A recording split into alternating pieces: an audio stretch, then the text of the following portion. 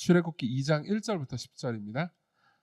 출애굽기 2장 1절부터 10절 제가 여러분들을 위해서 말씀을 읽어드리도록 하겠습니다. 2장 1절부터 10절 하나님의 말씀을 들으십시오. 레위 가족 중 한 사람이 가서 레위 여자에게 장가들어 그 여자가 임신하여 아들을 낳으니 그가 잘생긴 것을 보고 석 달 동안 그를 숨겼으나 더 숨길 수 없게 되매 그를 위하여 갈대 상자를 가져다가 역청과 나무질을 칠하고 아기를 거기 담아 나일 강가 갈대 사이에 두고 그의 누이가 어떻게 되는지를 알려고 멀리 섰더니 바로의 딸이 목욕하러 나일강으로 내려오고 시녀들은 나일 강가를 거닐 때 그가 갈대 사이에 상자를 보고 시녀를 보내어 가져다가 열고 그 아기를 보니 아기가 우는지라 그가 그를 불쌍히 여겨 이르되 이는 히브리 사람의 아기로다. 그의 누이가 바로의 딸에게 이르되 내가 가서 당신을 위하여 히브리 여인 중에서 유모를 불러다가 이 아기에게 젖을 먹이게 하리이까. 바로의 딸이 그에게 이르되 가라 하매 그 소녀가 가서 그 아기의 어머니를 불러오니 바로의 딸이 그에게 이르되 이 아기를 데려다가 나를 위하여 젖을 먹이라. 내가 그 삭슬 주리라. 여인이 아기를 데려다가 젖을 먹이더니 그 아기가 자라매 바로의 딸에게로 데려가니 그가 그의 아들이 되니라. 그가 그의 이름을 모세라 하여 이르되 이는 내가 그를 물에서 건져내었음이라 하였더라. 아멘. 네. 우리는 이제 금요일 날은 모여서 교회를 위해서 기도하고 말씀을 듣고 자신의 삶에 적용할 뿐만 아니라 공동체에 이제 말씀하시는 하나님에 대해서 이제 생각해보고 또 함께 기도하는 시간을 가집니다. 이제 지난주부터 우리는 출애굽기를 보고 있고요. 오늘도 출애굽기를 보는데요. 지난주에 1장을 받고 이제 오늘은 2장을 봅니다. 지난주에 우리가 봤던 내용은 이거였습니다. 그러니까 바로가 이제 이집트에서 애굽에서 이제 가나안 땅에서부터 이주해 온 그 70명의 가족이 엄청나게 성장하죠. 이제 나중에 우리가 보면 알겠지만 출애굽을 할 때 남자만 60만 명으로 추산이 됩니다. 그러니까 아마 거의 200만 명 가까운 인구가 되지 않았을까라고 이제 학자들마다 조금씩 추정은 다릅니다. 추정은 다르고 그렇지만 어쨌든 간에 200만 명 가까운 인구가 생겼으니까 엄청난 집단이 된 거죠. 그러니까 처음에는 그냥 한 가족이 왔을 뿐인데 약간 대가족이 왔을 뿐인데 400년이 지나는 동안 이 대가족이 국가가 된 겁니다. 그러니까 이제 굉장히 큰 국가가 되었죠. 그리고 바로는 이 모든 과정을 굉장히 싫어했습니다. 그러니까 사람들이 너무 많이 늘어나니까는 이제 이들이 우리에게 위협이 되겠구나라고 생각을 했죠. 그래서 어떻게 하냐면은 이제 남자들을 죽이라고 합니다. 남자가 태어나면 이제 나일 강가로 던져버리라고 말하죠. 그리고 나서 이제 지난주까지가 이제 그 내용이었고요. 오늘은 이제 그 이후에 어떤 일이 일어나는지 한 가정의 이야기를 봅니다. 그리고 한 가정에 일어났던 한 사람, 즉 이제 우리가 모세죠. 이 출애굽기에서 가장 출애굽뿐만 아니라 이 창세기부터 신명기까지의 모세 오경을 쓴 저자일 뿐만 아니라 이제 이스라엘 백성들을 이집트에서 이끌어내서 이제 하나님께서 약속하신 땅인 가나안 땅으로 데리고 간 그 사람의 탄생과 초기의 이야기를 읽게 됩니다. 아마 이제 계속해서 우리는 모세의 인생과 삶을 통해서 하나님이 어떤 분이신지를 보게 될 겁니다. 그리고 오늘은요, 이제 꽤나 이제 유명한 장면이죠. 모세의 부모가 이제 너무너무 슬퍼했죠. 나중에 이제 6장에 보면은 이 모세의 엄마의 이름이 누군지 나옵니다. 요게벳이라는 여성이에요. 그리고 이 요게벳은 이제 자기의 아들 모세가 태어났는데 이 모세가 보니까는 이제 3절에 보면 2절에 보면 그 여자가 임신하여 아들을 낳습니다. 레위인 한 명이 이제 여자 요게벳이라는 사람이랑 결혼을 해서 아들을 낳는데 그가 잘생긴 것을 보고, 그러니까 아들이 잘생긴 거예요. 저는 옛날에 이런 생각을 했습니다. 잘생긴 것을 보고 석 달 동안 그를 숨겼으나, 그러니까 잘생겼기 때문에 숨겼다는 거지. 그럼 나는 뭔가 뭐 이런 생각을 했던 것 같은데, 히브리어로 이 본문을 보면은 이제 그러니까 외모가 잘생겼다는 의미가 아니고, 이건 이제 관용구입니다. 그러니까 엄마의 마음 가운데 엄마한테는 누구나 다 저희 엄마도 저한테 잘생겼다고 했어요. 그러니까 엄마한테는 누구나 마음에 담아둘 만한 존재잖아요, 아들이. 그러니까 이제 너무 마음이 움직여서 고통스러워서 석 달 동안 잘 숨겼다는 거죠. 근데 애는 울잖아요. 애를 우는 걸 이렇게 막기는 너무너무 힘든 일 아니겠습니까? 그러니까 석 달 동안 숨겼지만 숨기는 것이 불가능했겠죠. 그래서 이제 갈대 상자를 엮어가지고 모세를 거기다 두고 이제 나일 강가에 흘려보내는 이야기죠. 그리고 나서 이제 바로의 딸이 아마 이제 기록에 보면 바로의 딸이 한 59명 정도 있었던 것 같습니다. 애도 많이 낳았어요. 아들도 또 최소한 그만큼 있었으면 자녀들이 이제 아마 100명 넘었을 거예요. 만일 이 파라오가 람세스 2세가 맞다면은 아마 그럴 겁니다. 그러니까 100명이 넘었을 거예요. 그러니까 이제 공주라 하더라도, 그러니까 우리 입장에서는 공주 엄청난 존재인데, 근데 그러니까 뭐 그렇게 엄청나죠. 엄청난 존재인데 어쨌든 간에 원 오브 댐이긴 했어요. 근데 어쨌든 바로의 딸인 공주가, 이집트의 공주가 이제 이 모세를 데려다가 키우는 장면이죠. 아주 유명한 장면입니다. 자, 이 장면을 통해서 우리는 하나님께서 어떤 방식으로 일하시는지를 어느 정도 알 수가 있습니다. 그래서 오늘은요, 그러니까 이 본문을 통해서 하나님께서 어떤 분이시고 어떤 식으로 일하는지를 이렇게 말씀드리겠습니다. 첫 번째로는 하나님께서는 때로 가만히 계신다라는 이야기를 할 겁니다. 그리고 두 번째로는요, 하나님께서는 자주 역설적으로 일하신다는 이야기를 할 겁니다. 그리고 마지막으로는요, 하나님께서는 누군가를 구원하시기 전에 그 사람을 먼저 누군가가 구원하는 사역을 하기 전에 그 사람을 먼저 구원하신다라는 이야기를 할 겁니다. 바꿔서 말해보자면 하나님께서는 구원받은 자를 통해서 누군가를 구원하신다는 거죠. 자, 이거 하나씩 보도록 하겠습니다. 먼저 하나님께서는 때로 가만히 계신다라는 이야기를 해보죠. 이렇게 생각해 봅시다. 처음에 이제 이 창세기 역사를 보면 맨 마지막에 이제 요셉 덕분에, 요셉이 이제 애굽의 총리였죠. 그리고 나서 이제 요셉의 가족들 전체가 애굽으로, 이집트로 이주해 옵니다. 이주해 와가지고 이 5년 동안의 흉년을 피해 가지고 이집트에서 잘 먹고 잘 살다가 원래 가나안 땅으로 돌아가려고 했습니다. 그렇죠? 그러니까 뭐 사실 제가 보면은 그 미국에 이민한 분들 있잖아요. 미국이나 이런 나라 이제 외국에 이민해 가지고 잘 사시는 분들도 처음에 한국에서 미국으로 갈 때는 여기서 뼈를 묻겠다 이런 생각까지는 안 하시고 가시는 것 같아요. 뭐 이제 보통 유학으로 많이 가잖아요. 유학이나 뭐 다른 뭐 직장이나 이런 문제 때문에 미국이나 다른 나라에 갔다가 몇 년만 살고 한국으로 다시 돌아와야지 했는데 뭐 여차저차 상황도 맞고 거기서 직장도 좋은 데를 구했고, 그러니까 눌러 살 수 있을 만한 상황이 된 거죠. 거기서 다른 이제 친구들이나 공동체도 생기고 그러면 이제 그러다가 눌러 앉는 거잖아요. 근데 마찬가지로 아마도 야곱과 그의 가족들도 뭐 한 5년 동안 흉년만 좀 여기서 피하고 다시 가나안 땅으로 돌아가야겠다라고 생각했을 겁니다. 그러나 이제 당시에 애굽은 세계 최강대국이었고, 그리고 여러분들 매일 묵상하시는 분들은 알겠지만 이제 고센 땅이라는 곳에 머무르게 되거든요. 근데 고센 땅이 또 살기도 괜찮은 동네였던 거예요. 그러니까 이제 살기 괜찮은 동네에 바로가 잘 돌봐주지, 그리고 아들은 요셉이지, 그러니까 총리죠. 그러고 나서 초반에 이제 떵떵거리면서 잘 살았을 거 아니에요. 그러면 이제 살만 하잖아요. 그러니까 이제 계속해서 있었던 거죠. 근데 사실 이걸 생각해 보면은 이제 하나님께서 보시기에는 꽤나 이제 그 야곱과 그의 가족들, 그리고 그 이후에 이스라엘의 후손들이 불순종하는 일이라고 볼 수 있을 만한 상황이었어요. 왜냐하면 하나님께서 아브라함에게, 그리고 아브라함의 후손들에게 약속하신 땅은 이집트가 아니었습니다. 가나안 땅이었단 말이에요. 다시 말하면 가나안 땅으로 돌아갔어야 했던 거죠. 근데 백성들은 가나안 땅으로 돌아가려고 하지 않습니다.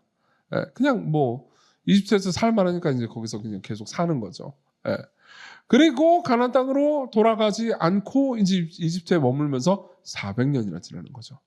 그럼 이제 우리는 이런 생각을 할 수 있습니다. 하나님은 도대체 뭘 하시는 건가? 그렇죠? 가만히 계셨습니다. 지난 시간에도 제가 말씀드렸지만 이 400년은요. 그러니까 구약 성경을 자세히 보면 두 기간 동안 하나님께서는 아주 오랜 시간 동안 아무 일도 안 하시고 침묵하시는 시기를 가지십니다. 그러니까 그 두 기간이 이제 지금 우리가 방금 얘기했던 400년과 그리고 이제 말라기가 끝나고 예수님 다시 오시기 전에, 구약의 끝과 예수님 다시 오시기 전에 한 500년간의 기간이거든요. 이 두 기간은 하나님께서 아무 일도 하지 않으십니다. 아무 말도 하지 않으세요.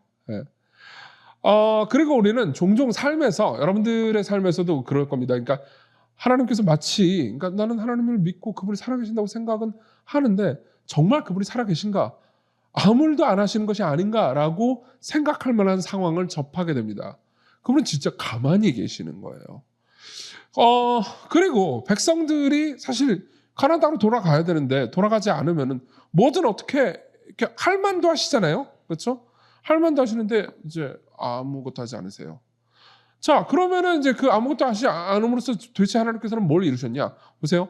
애굽에 잘 있었잖아요. 잘 있고 거기가 일단 땅도 넓고 어쨌든 나일강이 있고 그러다 보니까는 원래는 한 가족밖에 안 되는 한 70명 정도 되는 사람들이 불어나 가지고 이제 이 남자만 60만 명이 되는 거대한 집단이 되게 만드는 거죠. 그러니까 재밌는 건 뭐냐면은 하나님께서는 종종 그러니까 내버려 두시고 가만히 냅두심으로써 그러니까 이런 일들을 행하신다는 겁니다. 그냥 이스라엘 백성들을 냅뒀습니다. 아무것도 안 하고 그냥 복되게 하시고 특별히 어떤 제재를 하시지도 않고 어떤 뭐 일을 하시지도 않습니다. 그리고 어떻게 됐죠? 그냥 순식간에 그냥 가만히 계심으로써 이 이스라엘 백성들을 그냥 한 가족 집단에서 국가의 사이즈가 되도록 키워내시죠. 예. 그 모든 과정 중에서 하나님께서 실제로 아무것도 안 하신 것은 아니지만 사람들의 생각 안에서는 하나님께서 아무것도 안 하시는 것처럼 보였을 겁니다. 자, 게다가 자, 그리고 나서 이제 400년이 지나고 나서는 이제 파라오가 여러 번 바뀌었다고 그랬잖아요. 그렇죠? 왕조가 한 번 바뀐 것 같습니다. 그리고 왕조가 바뀌고 나서 이제 요셉을 알지 못했던 뭐 요셉이야 옛날 옛적 사람일 거 아니야. 한 400년 전 사람이잖아요. 그러니까 이집트 사람 입장에서도. 그러니까 요셉을 알지 못하는 새로운 왕이 일어나 가지고 뭐 요셉이고 나발이고 난 그건 모르겠다 그러면서 이제 이스라엘 백성들을 막 핍박했단 말이에요. 그리고 어쨌든 구전으로라도 뭐 이때는 성경이 없었으니까요. 이 구전으로라도 하나님에 대해서 알고 있는 이스라엘 백성들은 계속해서 하나님께 부르짖고 기도하고 하나님을 찾고 했을 겁니다.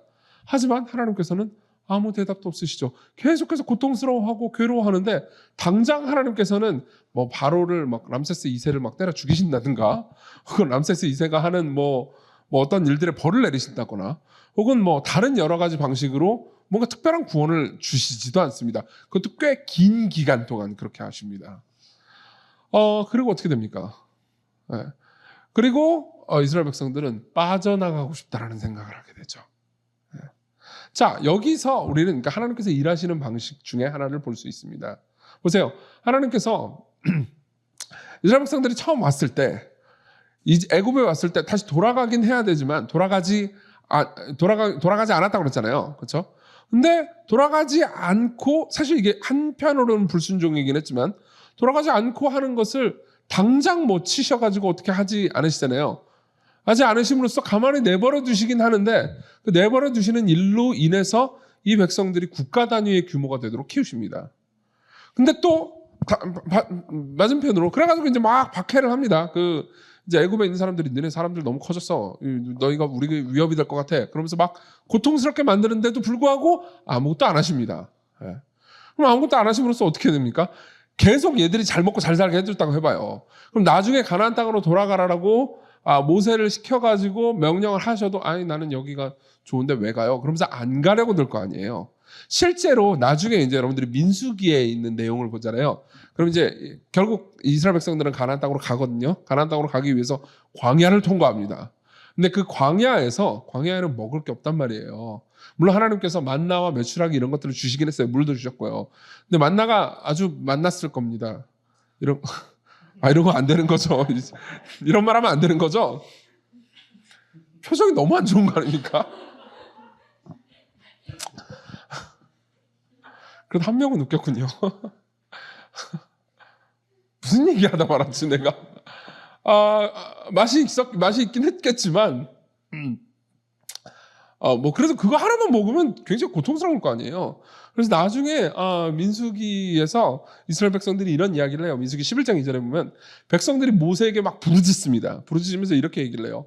우리가 애굽에 있을 때에는 값없이 생선과 오이와 참외와 부추와 파와 마늘들을 먹은 것이 생각나거든요. 되게 인상적이지 않습니까?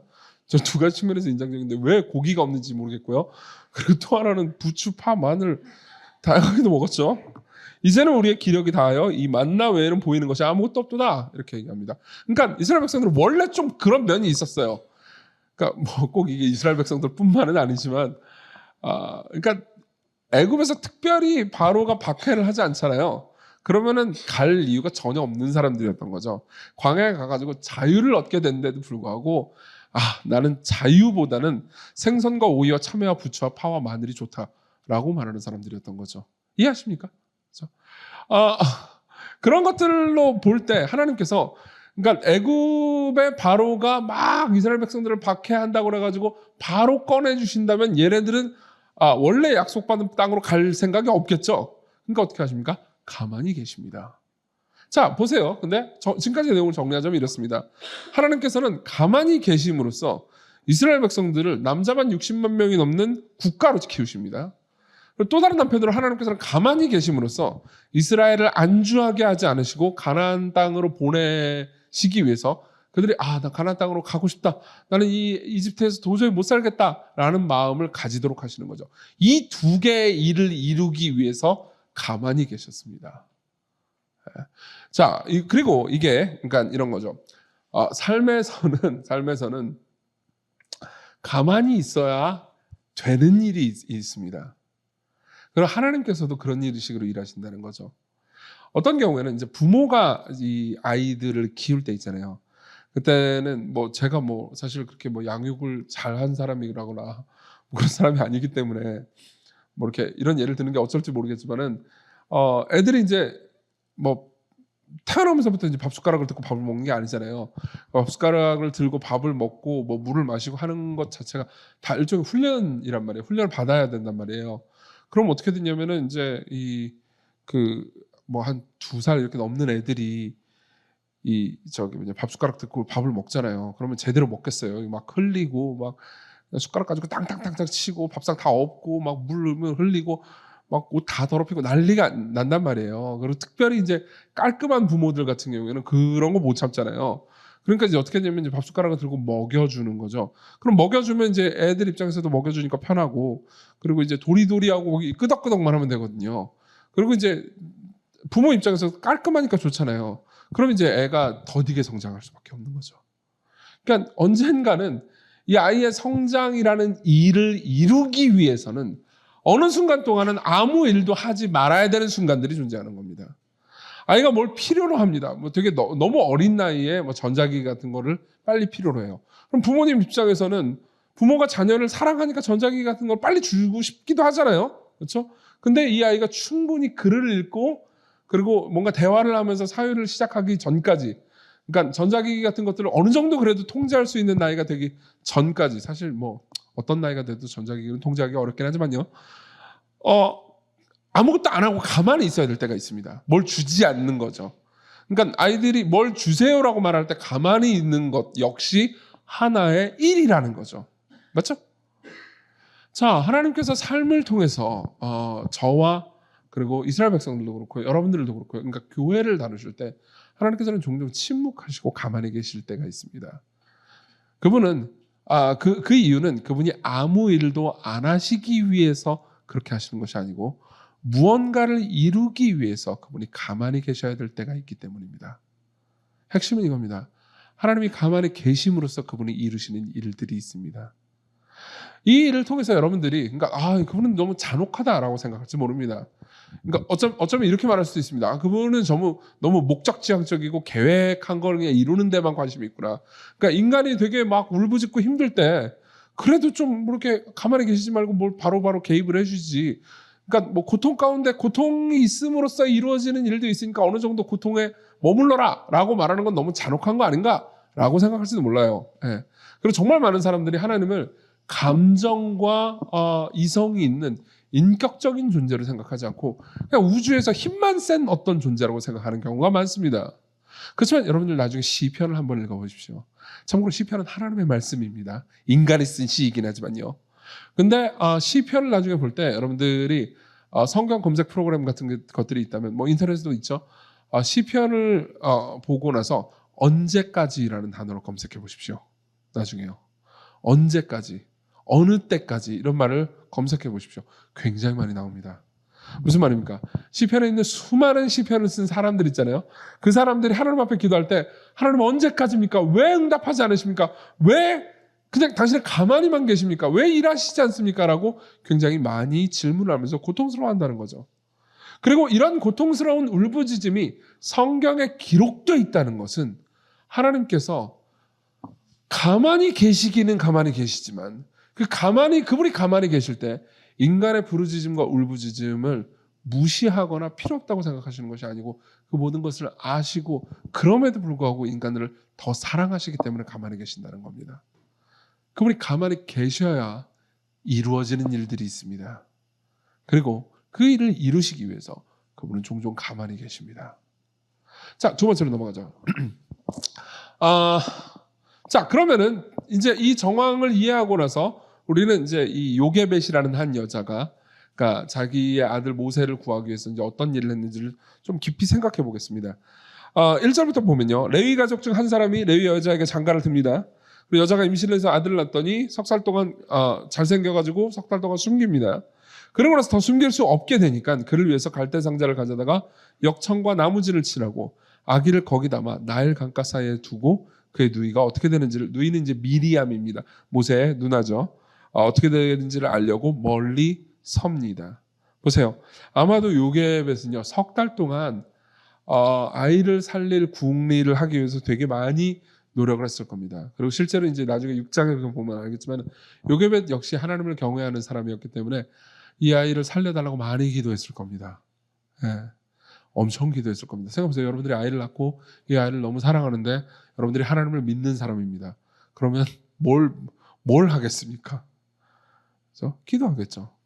그리고 석 달 동안 기도했다고 그래가지고 여러분들은 뭐 그렇게 기도 많이 안 했네라고 생각할 수 있지만 혹시 어떤 한 주제를 가지고 위협에 시달리면서 3달을 기도해 보신 적이 있나요? 3달 기도 은근 빡셉니다. 굉장히 이게 마음과 몸이 다 타는 일이에요. 그리고 나서 석 달 동안 하나님은 그 모든 절규에 묵묵부답이셨죠. 그래서 굉장히 고통스러웠을 겁니다. 아마도요 이랬을 겁니다. 실제로 그때 당시 이스라엘에 바로가 이제 뭐 아들을 다 버려라, 아들을 나일강에 다 버려라, 죽여라 라고 명령을 했잖아요. 그러니까는 여호와 하나님을 믿는 이스라엘 백성들에게 정말 많은 사람들이 이 아이를 살려주십시오, 제발 죽이지 말아주세요 라고 기도를 했을 겁니다. 그리고 하나님께서 그 기도의 상당 부분에 묵묵부답으로 일관하셨죠.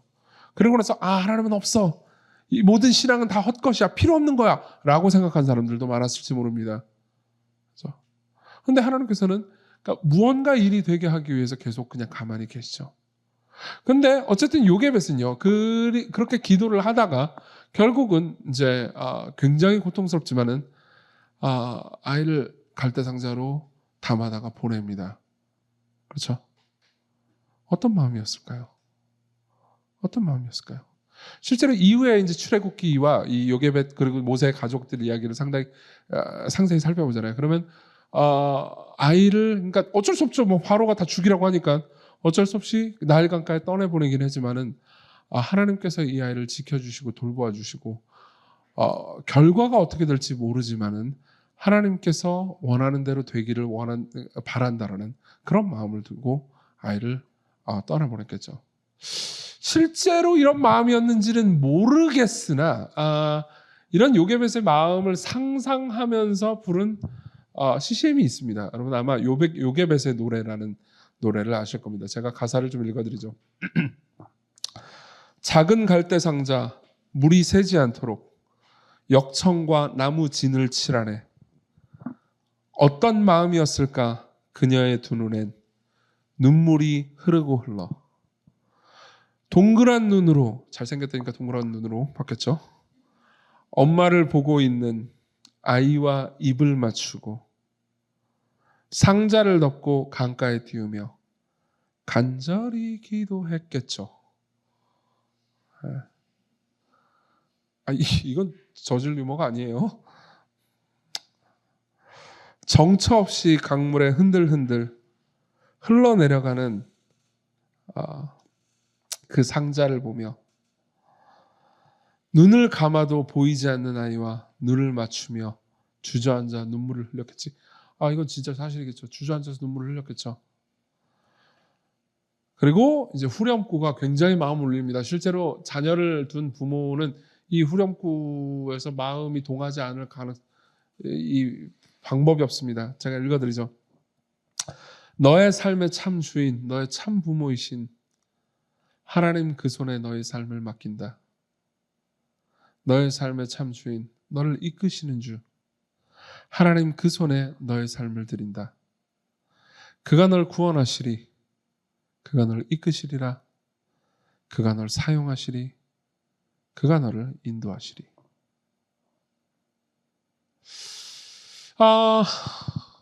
아마 요게벳이 진짜로 이렇게 요게벳이 기도했는지는 모르죠. 성경에 나온 이야기는 아니니까요. 그냥 상상일 따름입니다. 하지만 이 마음과 크게 다르지 않았을 겁니다. 마음을 다해서 하나님께 기도하고요. 그리고 아마 모르겠습니다. 실제 요게벳은 하나님을 향해서 원망하고 있었는지도 모릅니다. 어쨌든 자기 아들을 나일강에 떠나보내면서 눈물을 흘렸을 겁니다. 굉장히 고통스러웠을 겁니다. 자, 그 이후의 이야기는 어떨까요? 사실 그 이후의 이야기를 보면은, 그러니까 약간 이건 하나님의 블랙 코미디가 아닐까 싶을 정도로 이야기가 역설적으로 흘러갑니다. 이렇게 됩니다. 보세요. 아이가 이제 물에 떠내려가요. 그렇죠? 그리고 바로의 딸, 그러니까 이집트의 한 공주가 그걸 발견합니다. 그래서 쟤 건져라 라고 합니다. 그러면서 건져가지고 키우죠. 그렇죠? 다시 말하면 바로가 세운 정책 있잖아요. 정책. 이 히브리 아이들은 다 죽여라 라는 정책을 누가 어기죠? 바로의 딸이 어깁니다. 아마 바로는 상상도 못했을 거예요. 여러분 퀴즈 한번 내볼까요? 바로가 자녀가 분명히 100명이 넘었을 가능성이 높단 말이에요. 그렇죠? 남녀의 비율이 일정하다면 딸이 59명이면 뭐 아들은 뭐 합쳐가지고 100명이 넘었겠죠? 그렇죠? 자료를 찾아봐도 아들이 몇 명이라는 자료는 없더라고요. 주석책을 아무리 봐도. 딸만 기록했을까요? 어쨌든 100명이 넘었을 겁니다. 퀴즈 여러분. 바로는 자기의 자녀들의 이름을 다 기억했을까요? 물론 100명 정도는 기억은 할 수 있습니다. 시건교회 100명일 때 저 이름 다 알았습니다.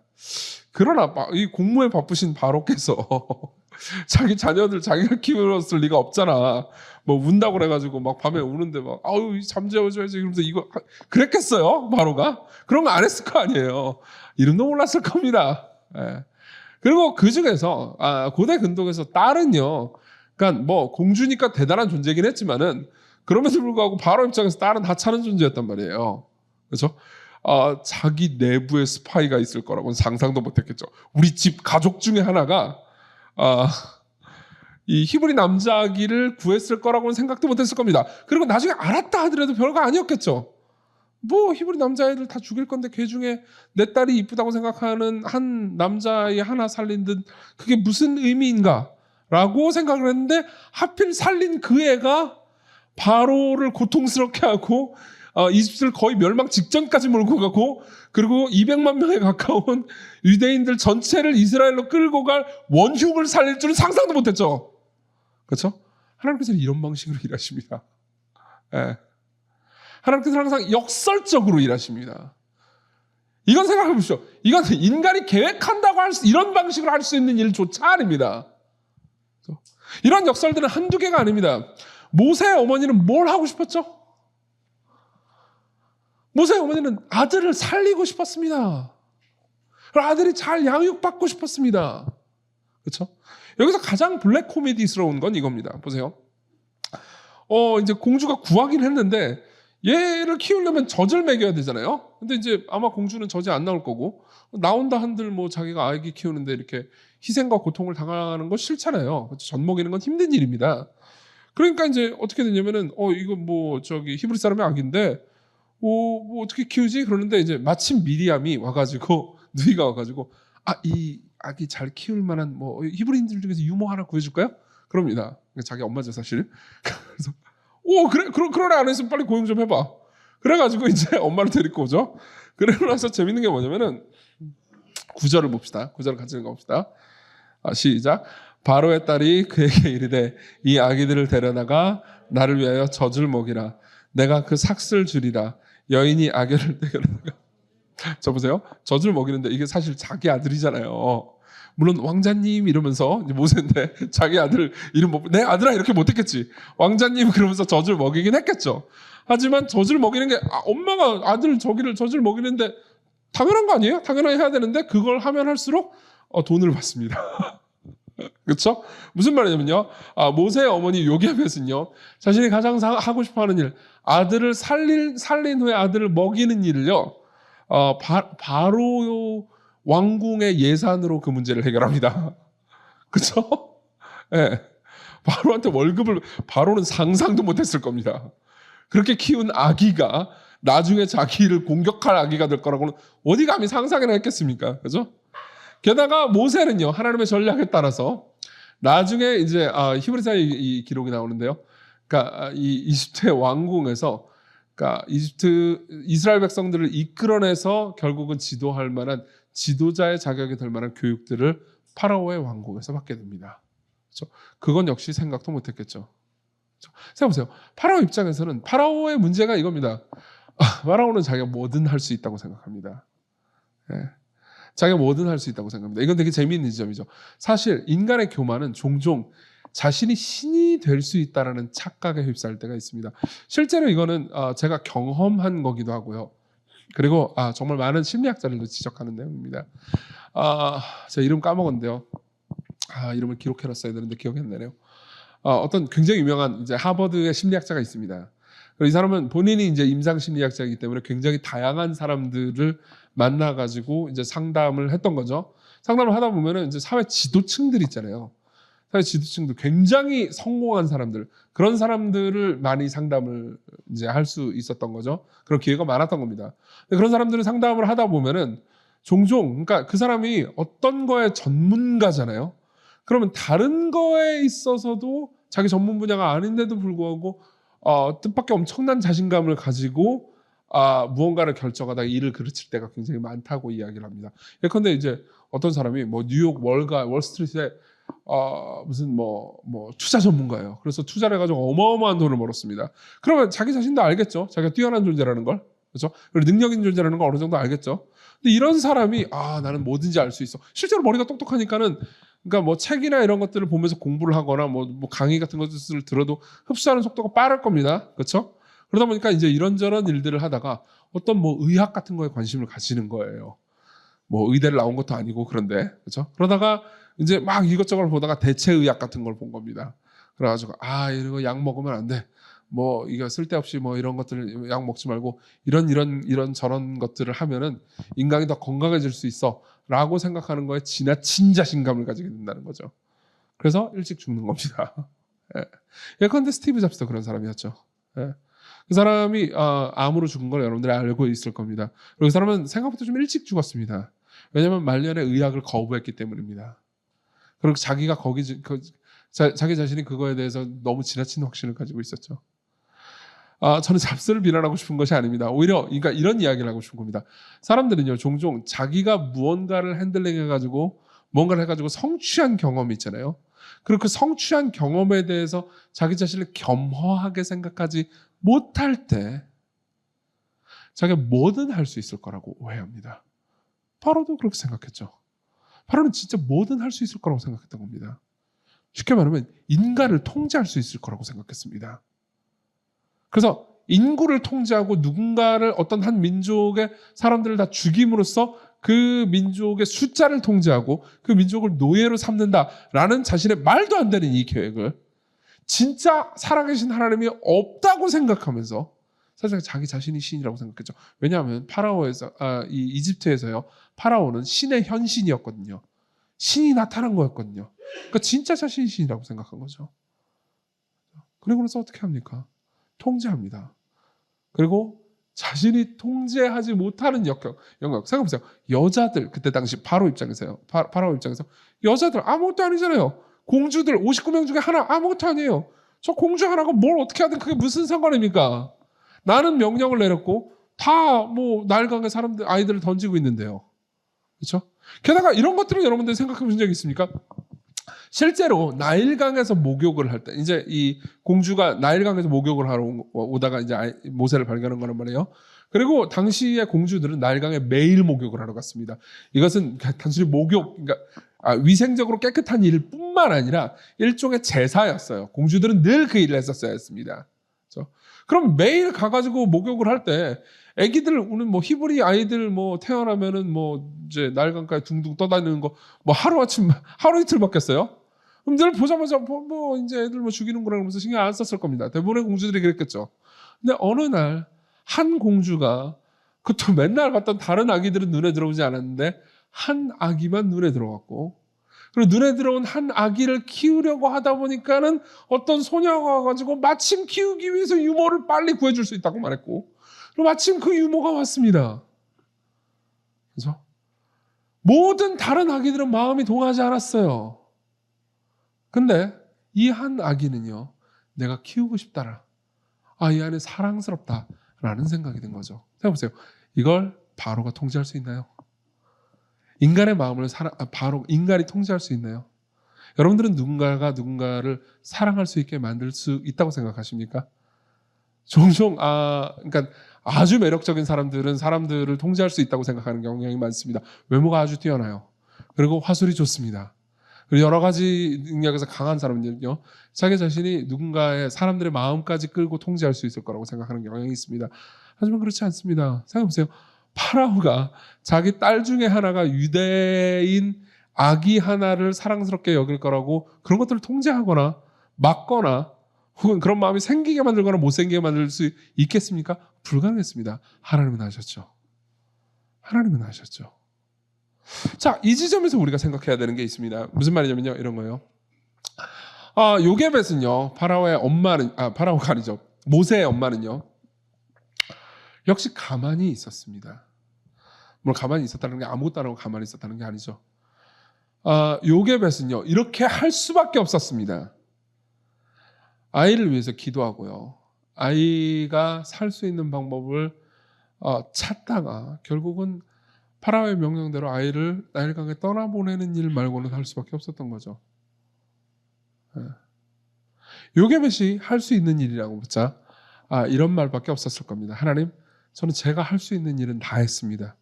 이 아이를 죽이든 살리든 이제 당신께 맡깁니다. 자, 그리고 이게요, 이스라엘 백성들이 이제 앞으로 삶을 살아가면서 계속해서 배웠어야 하는 교훈입니다. 실제로 출애굽기뿐만 아니라 이제 이스라엘 백성들이 광야에 있는 내내 하나님과의 관계를 통해서 이스라엘 백성들이 배웠어야 하는 이야기가 바로 이거였습니다. 그들이 가만히 있는 법을 배우는 거죠. 이 말은 아무것도 안 하고 그냥 집에서 팡팡 놀라는 의미가 아닙니다. 그러니까 다시 말하면 무언가가 일이 되기 위해서 인간적인 능력을 의지하다가 되지 않을 때 그 모든 것을 하실 수 있는 하나님을 신뢰하면서 가만히 있는 것을 배우는 거죠. 이걸 가장 직접적으로 배운 사건이 모세가 이스라엘 백성들을 데리고 홍해를 건널 때였습니다. 홍해를 건널 때 어떤 일이 일어났습니까? 앞에는 홍해가 있습니다. 다시 말하면 죽음이에요. 제 안으로 들어가잖아요. 그럼 죽는 거죠. 뒤에는 이집트의 군대가 옵니다. 이집트의 군대 쪽으로 가면 죽죠. 양쪽에는 산이 있었습니다. 산으로 가면 죽죠. 산으로 가면 이집트의 군대가 같이 따라가지고 죽일 겁니다. 게다가 여기는 무기도 변변치 않아요. 그죠? 그러면은 사방이 죽음밖에 없는 거죠. 그럼 이 상황에서 뭘 해야 합니까? 이 상황에서 정말 많은 사람들이 어떤 수단과 방법들을 계속해서 강구할 수도 있습니다. 근데 바울이래요. 죄송합니다. 모세는요. 왜 바울이 나오죠? 모세는요. 이렇게 말하죠. 출애굽기 14장 13절입니다. 모세가 백성에게 이르되 너는 두려워하지 말고, 그다음 뭐라고 그러냐면 가만히 서서 여호와께서 오늘 너희를 위해서 행하시는 구원을 보라. 너희가 오늘 본 애굽 사람을 영원히 다시 보지 못하리라. 여호와께서 너희를 위하여 싸우시리니 너희는 가만히 있을지니라.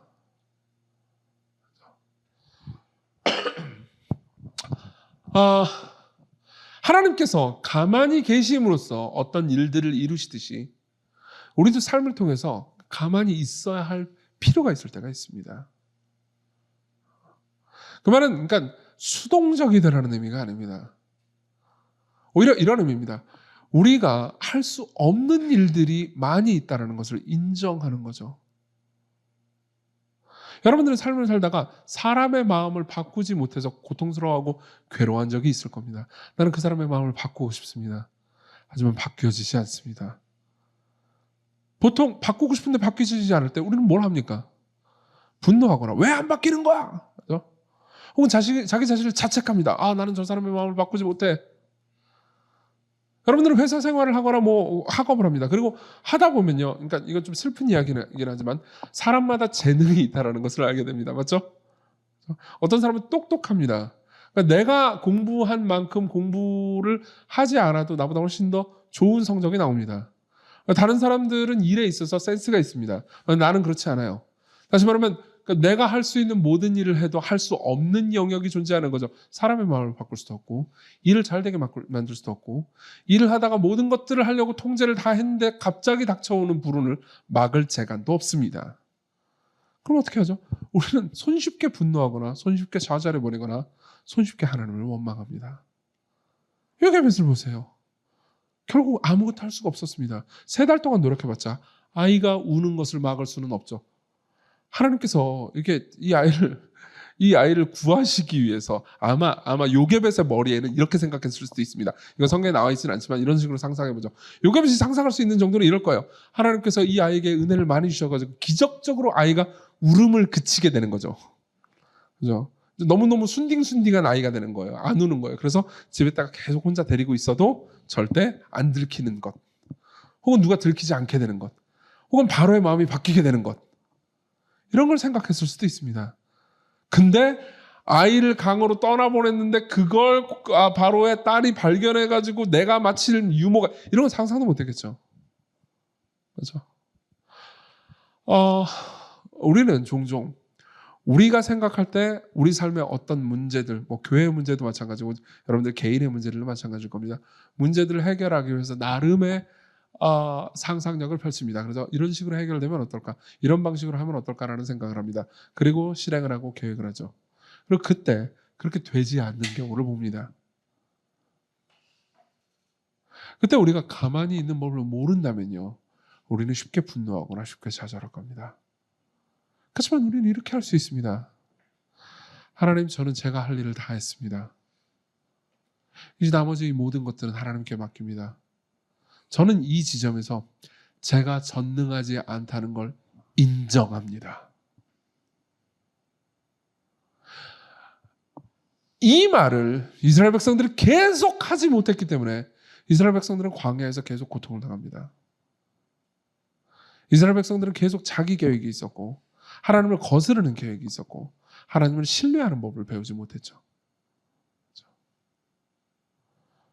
하나님께서 가나안 땅으로 들어가게 하실 때 그 안에 굉장히 강한 전투력을 가진 사람들이 존재함에도 불구하고 하나님께서 데리고 가셨습니다. 데리고 가면서 말씀하시죠. 전쟁은 내게 속했다. 내가 전쟁을 한다. 내가 해결한다. 그러니까 너희들은 나를 믿어라.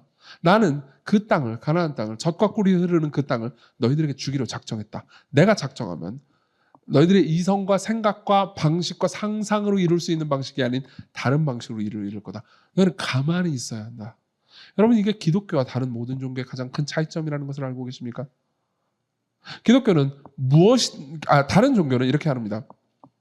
이 정도의 커트라인이 있고 이 커트라인을 이루기 위해서 많은 일들을 해라. 너희들이 할 수 있는 최선의 일을 다 해라.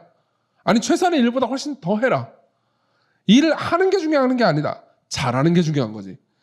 열심히 하는 게 중요한 게 아니다. 잘해야 된다. 여러분, 이런 말 어디서 들어보시지 않았나요? 여러분, 일은 누구나 다 열심히 해. 열심히 하는 게 중요한 게 아니야. 잘해야지. 많은 종교는 같은 시스템으로 움직입니다. 그러나 기독교는 다릅니다. 기독교는 최선을 다하지 말라고 말하는 것은 아닙니다. 하지만 기독교는요, 성경의 가르침은요, 우리가 할 수 있는 것을 하나님께서 각각 정해놓으셨고 하나님께서 그 모든 것들을 아십니다. 그분은 선하신 분이기 때문에 우리를 고통스럽게 하거나 괴롭게 만드시기 위해서 삶을 주신 게 아닙니다. 종종 목회를 하다 보면 그런 생각이 들 때가 있습니다. 목회를 이제 12년 가까이 했죠. 그러면서 그러니까 도무지 해결되지 않는 문제들을 만날 때가 있습니다. 그럼 해결되기 위해서 무언가를 막 계획을 하죠. 저는 상상력이 뛰어난 사람이라고 스스로 생각하기 때문에 마구 상상을 합니다. 그러면서 이런 방법을 쓰면 뭔가 해결되겠지라고 생각하지만요, 보통 제가 원하는 대로 계획된 것은 아무것도 없었습니다. 실제로 하나님께서 저를 통해서, 그리고 삶을 통해서 일하실 때는요, 늘 우리가, 그리고 제가 예상 못한 방식으로 우리를 이끌어가는 방식으로 일했죠. 그때 우리에게 필요한 것은요, 그분을 신뢰하는 겁니다. 그분을 신뢰하는 걸 어떻게 표현합니까? 가만히 있음으로요. 가만히 있다는 건 뭘 의미하는 거죠? 그냥 망부석이 되는 건가요? 아니요. 그분을 계속해서 신뢰하면서 기도하는 겁니다. 하나님, 이 지점에 있어서 내가 할 수 없는 영역이 있다는 것을 인정합니다. 삶에서 내 마음대로 되지 않는 것을, 내 삶에서 내가 통제하려고 했지만 통제되지 않는 것을 받아들입니다. 아니 그것을 기뻐합니다. 내가 통제할 수 없기 때문에 당신이 통제하시겠죠. 내가 해낼 수 없기 때문에 하나님께서 해내실 것을 기대합니다. 이게 언제 어떤 방식으로 어떻게 일이 해결될지는 모르지만 이제 나는 내 손을, 일의 모든 것을 내 손을 떠나는 것을 배웁니다. 나는 내 삶을 내가 통제하지 않겠습니다. 주권자, 내 삶의 운전대를 당신께 넘겨드립니다. 나는 더 이상 내 삶의 주권자가 아닙니다. 나는 옳은 일을 할 뿐 옳게 만들어낼 능력은 없습니다. 나는 되게 만들려고 하겠지만 실제로 되게 할 능력은 없습니다. 그저 당신을 신뢰할 뿐입니다. 그런 사람은 기도하죠. 기도하면서 가만히 서 있는 법을 배웁니다. 그리고 어떤 일이 일어납니까? 홍해가 갈라지는 거죠. 세 번째입니다.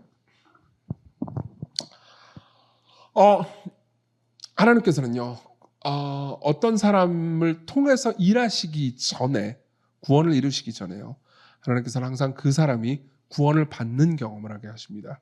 이게 세 번째 이야기예요. 자, 그래서 어떻게 됩니까? 보세요. 9절 10절입니다. 다시 한번 읽어드리죠. 바로의 딸이 그에게 이르되 이 아기를 데려다가 나를 위하여 젖을 먹이라. 내가 그 삭슬 주리라. 여인이 아기를 데려다가 젖을 먹이더니 그 아기가 자라매 바로의 딸에게로 들어가니 그가 그의 아들이 되니라. 그가 그의 이름을 모세라 하여 이르되 내가 그를 물에서 건져내었습니다. 이거 되게 재미있죠. 모세는요, 이름이 이제 마수아라는 단어의 그 어근으로부터 나온 말입니다. 그러니까 건져내다라는 말입니다. 그리고 모세가 물에서 건짐을 받았습니다. 그리고 이거는 여러분들이 출애굽기의 내용을 다 아신다면요, 복선이죠. 그 이름 자체가 복선이에요. 어떻죠? 모세는요, 이스라엘 백성들을 데리고 물에서 그들을 건져내죠. 홍해에서 그들을 건져냅니다. 그렇죠? 이름 자체가 복선이에요. 그리고 이거는요, 이런 의미를 가지고 있습니다.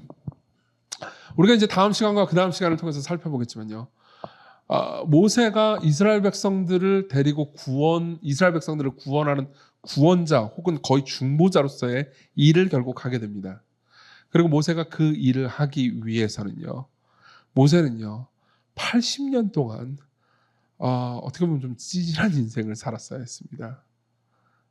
전반부 40년은 이집트의 왕족이지만 별 볼 일 없는 왕족으로 결국 범죄를 저지르고 쫓겨나는 신세가 되고요. 그리고 후반부 40년은요, 장인의 집에 가가지고 창박해가지고 아무것도 못하고 그리고 그냥 한 목동으로 삶을 보내는 경험을 하게 되죠. 무슨 말이냐면요, 모세, 생각해보세요. 여러분들 80살이라고 생각해 봅시다. 여러분들이 무언가 삶을 살았는데 80살, 여기 계신 분 중에서 80살은 아무도 안 계시죠? 나이가 제일 많은 분들 80살은 아닙니다. 80 그러면 먼 미래처럼 보이실 겁니다. 나이가 제일 많으신 분들도 아마 그럴 겁니다. 나이가 어린 분들은 80은 내가 먹을 수 있는 나이가 아닐 것처럼 느껴질 겁니다. 근데 여러분들이 80이 됐다 합시다. 근데 80이 됐는데 80평생 내내 별 볼 일이 없었고, 나는 무언가 힘과 능력을 사용해서 무언가를 이루어낸 삶이라기보다는 항상 무언가 도움을 받아야 되는 처지였고 구원을 받아야 되는 처지였습니다. 나는 약하고 그리고 누군가의 도움을 받지 못하면 살 수 없는 처지였다고 합시다. 80년 내내요. 그럼 여러분들은 여러분들의 인생을 어떻게 평가하시겠습니까? 우리는 보통 당당하기를 원합니다. 맞죠? 우리는 힘이 있기를 원합니다. 내가 돈이 많아서 남들에게 돈을 주기를 원하지, 남들이 돈을 나한테 줌으로써 내가 삶을 사는 것을 경험하기를 원하지는 않습니다. 그렇죠? 내가 힘이 세가지고 누군가에게 기여함으로써 인정받기를 원하지, 누군가가 나를 기여해 줌으로써 그걸 받음으로써 내가 누군가를 인정해야 되는 처지에 있기를 원하지는 않죠. 생각해보세요. 왕으로서요, 한민족의 지도자로서 80평생 모세는요, 찌질하게 살아갑니다. 바꿔서 말하자면 너무 연약하게 살아가죠.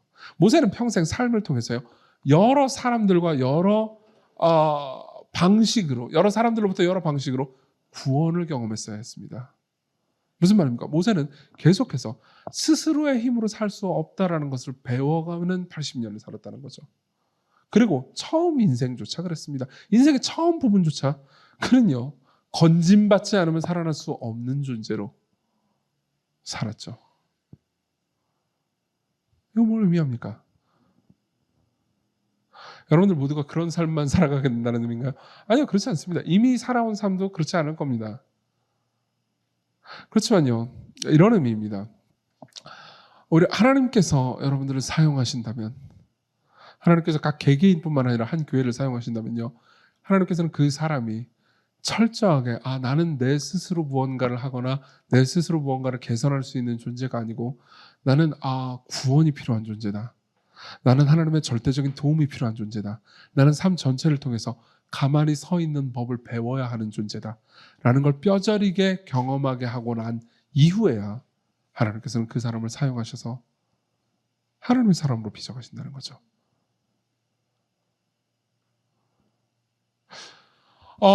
이거는 특별히 재밌는 지점이 있습니다. 여러분들이 혹시 주석 같은 책을 보신다면, 특히 출애굽기에 아주 이 학문적인 주석을 보시면요, 이 2장 1절부터 10절 있잖아요. 이 2장 1절부터 10절이 고대 아카드의 군주였던 사르곤 신화하고 유사하다는 것을 알게 될 겁니다.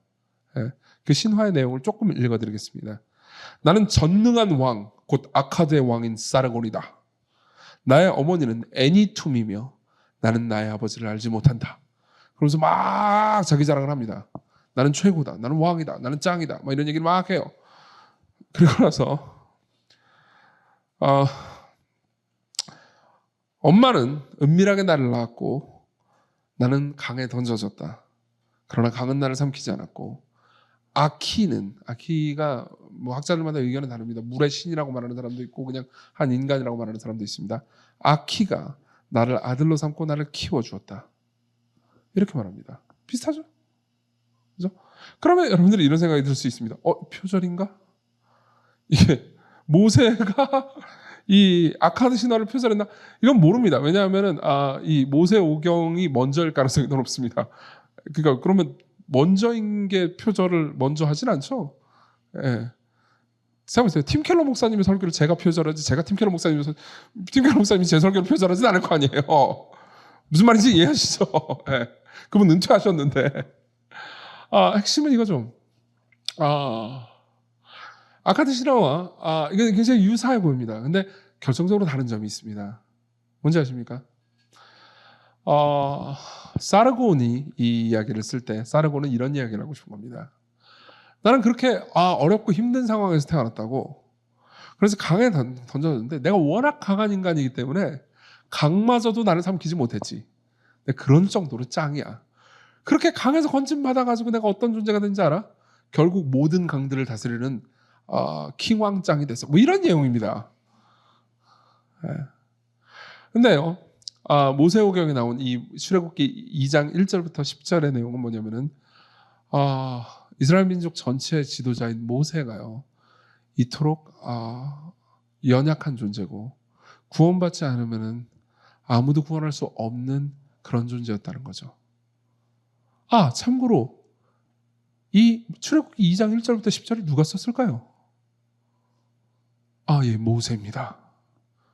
여러분 재밌는 게 뭔지 아십니까? 그 다음 절에 우리가 다음 주에 보겠지만요, 모세가 사람을 죽이는 장면이 나옵니다. 그거 누가 썼을까요? 여러분 성경 기록의 탁월함을 보십니까? 성경은요, 그러니까 모세가, 생각해보세요. 내가 내 얘기를 썼으면, 제가 이정규가 제 자서전을 쓴다고 합시다. 그럼 이렇게 분칠 많이 하겠죠? 과거에 진짜 나쁜 짓 했던 거 그런 건 다 빼고, 그리고 막 자기 연민에 가득 차가지고 그런 얘기를 했을 거 아니에요. 근데 모세는요, 자신의 과거를요 하나도 숨기지 않습니다. 모세는 자신의 그 찌질했던 과거를 숨기지 않습니다. 모세는 자신이 연약했다라는 것을 숨기지 않습니다. 왜냐하면 하나님께서 자기를 사용하신 방식이 자신이 대단한 존재고 자신이 사르곤 같은 존재였기 때문에 자기를 사용한 게 아니고,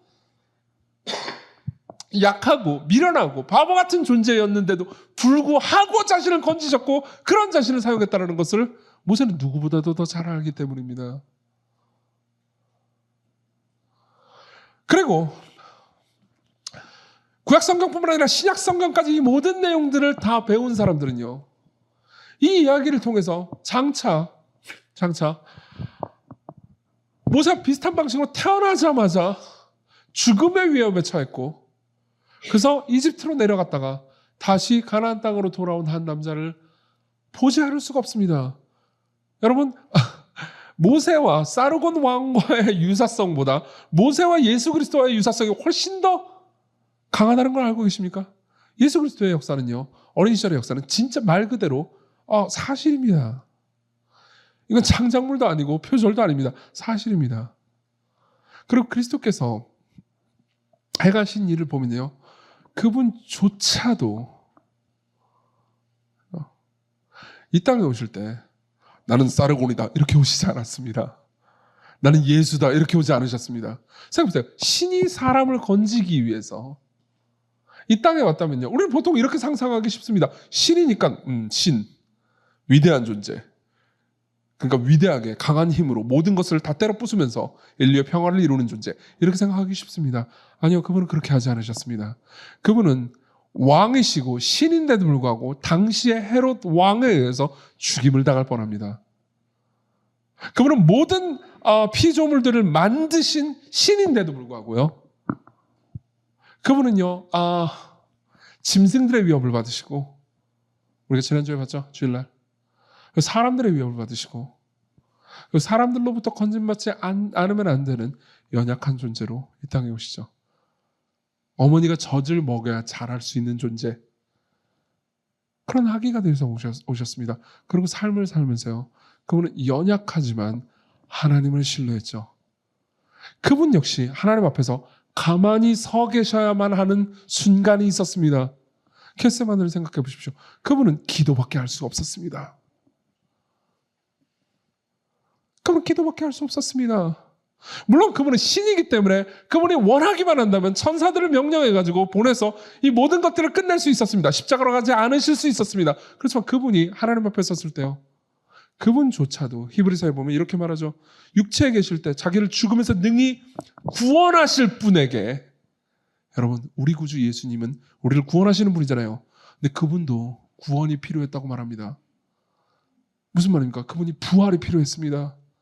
예수님도 부활이 필요했습니다. 성부 하나님께서 자신을 살려주시는 일이 필요했습니다. 구원하실 이에게 심한 통곡과 눈물로 간구와 소원을 올렸고 그 경건하심으로 말미암아 들으심을 얻었느니라. 그가 아들이시면서도 받으신 고난으로 순종을 배웠다고 말합니다. 생각해보세요. 그분은 신입니다. 그렇지만 연약하게 오셨어요. 그리고 그분조차도 그냥 서서 하나님께서 자기를 죽이시는 길로 들어서지만 자기를 부활시키실 것, 자기를 다시 살리실 것을 그냥 서서 기다리실 수밖에 없었습니다. 여러분, 그분이 약했습니까? 네, 약했습니다. 근데 그분이 그냥 약하기만 했습니까? 아니요. 그분의 죽으심과 부활은요, 사람들이 상상할 수 없는 영광과 열매를 맺었죠. 이스라엘 백성들이 출애굽한 거하고는 비교도 할 수 없이 많은 영혼들을 그분의 죽으심과 부활로 구원하셨습니다. 200만 명의 사람들이 홍해에서 구원받은 거하고는 비교할 수 없을 정도로 위대한 일이 그분의 죽으심과 부활로, 그분의 가만히 서 계심으로, 그분이 신실하게 기다리심으로, 인내하심으로 그분이 그 일을 이루셨죠. 여러분, 하나님께서 일하시는 방식은 예나 지금이나 동일합니다. 그분은 자신의 능력을 늘어내기를 기뻐하십니다. 그분은 여러분들을 사용하기를 기뻐하십니다. 여러분들이 대단한 존재가 아니라 그냥 가만히 서 있는 존재, 기도하는 존재, 신뢰하는 존재이기 때문에 여러분들을 사용하시기를 기뻐하십니다. 여러분들은 그것을 경험해 보신 적이 있으십니까? 여러분들은 여러분들의 구주이신 그리스도조차 가만히 서서 하나님 앞에 순종하면서 하나님을 기다렸어야 하는 존재였다는 것을 알고 계십니까? 그 그리스도가 여러분들을 초대하십니다. 나를 따라서 내 아버지를 신뢰하자. 나를 따라서 내 아버지를 따르자. 우리 같이 찬양할까요?